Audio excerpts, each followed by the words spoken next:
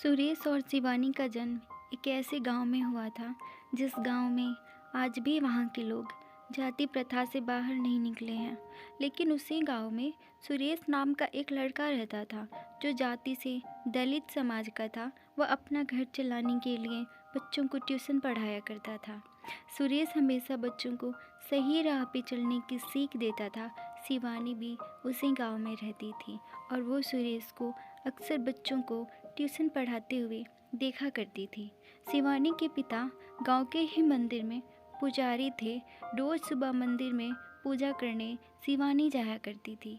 सुरेश भी मंदिर के ही रास्ते बच्चों को पढ़ाने जाया करता था। अक्सर एक दूसरे को देखकर नजरें झुका लिया करते थे। सुरेश गांव के बच्चों को एक बरगद के पेड़ के नीचे पढ़ाया करता था। कभी कभी शिवानी भी उसी जगह आ जाया करती थी। शिवानी को मना भी करता कि तुम यहाँ पे मत आया करो, अगर तुम्हारे पिता ने देख लिया तो समस्या खड़ी हो जाएगी। गांव में अक्सर जाति धर्म को लेकर बहसबाजी हुआ करती थी और सुरेश इन लड़ाई झगड़ों से दूर रहता था। सुरेश शिवानी को बचपन से जानता था और ये भी जानता था कि शिवानी बहुत जिद्दी लड़की है। सुरेश के मना करने के बाद भी शिवानी उस बरगद के पेड़ के पास आ जाया करती थी। एक दिन गांव के एक व्यक्ति ने शिवानी को सुरेश से बात करते हुए देख लिया। उसने ये सारी बातें जाके शिवानी को पिता को बता दिया। पिता ने अगले ही दिन शिवानी से कहा, तुम जल्दी से तैयार हो जाओ, तुम्हें देखने के लिए लड़के वाले आ रहे हैं। ये बात सुनकर शिवानी हैरान थी कि अचानक उसके पिता ने ये निर्णय से ले लिया है। अगले ही दिन शिवानी उसी बरगद के पेड़ के पास जाती है जहाँ सुरेश बच्चों को ट्यूशन पढ़ाता है।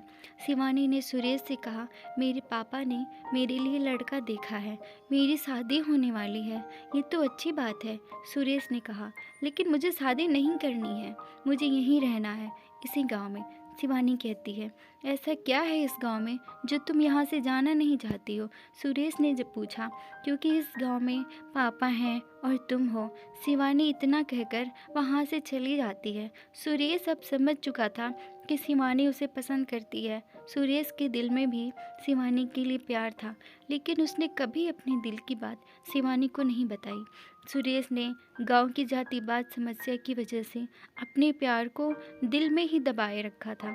लेकिन जब शिवानी ने उसे कहा कि उसकी शादी होने वाली है, तब सुरेश की दिल की धड़कन तेज हो गई। लेकिन उस समय सुरेश ने शिवानी के सामने ऐसी से बात किया जैसे मानो उसे कोई फर्क ही ना पड़ता हो। अब दोनों के दिल में एक दूसरे के लिए प्यार था, लेकिन उन्हें समझ नहीं आ रहा था कि अपने प्यार का इजहार कैसे करें। इधर शिवानी का रिश्ता तय हो गया था। अगले ही महीने उसकी शादी होने वाली थी। 2 सप्ताह से सुरेश ने शिवानी को कहीं नहीं देखा। किसी ने बताया कि उसका रिश्ता तय होने के कारण अब वह घर से बाहर नहीं निकलती है। सुरेश अब उसी बरगद के पेड़ के पास जाकर शिवानी की पुरानी बातों को याद करता था। उसे अब कोई रास्ता नहीं दिख रहा था।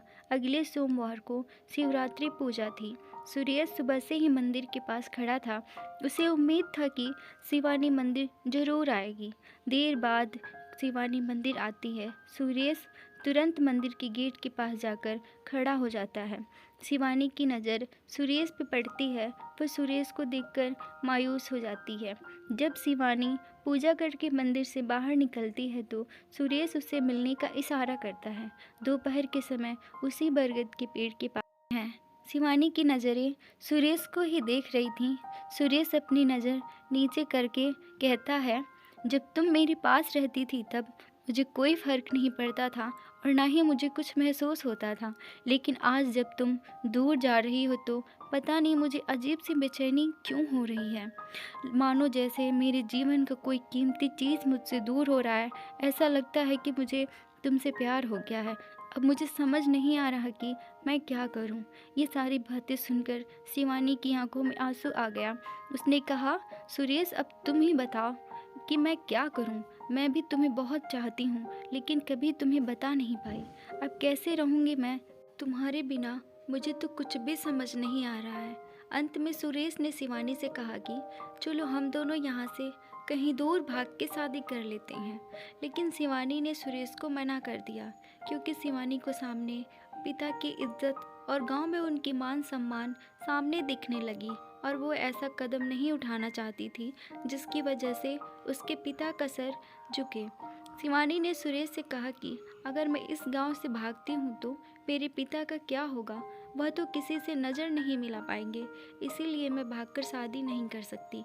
कुछ समय तक सुरेश ने भी सोचा और उसे शिवानी की बातें सही लगी, तो अब आखिर में दोनों के पास बिछड़ने के अलावा कोई दूसरा रास्ता नहीं था।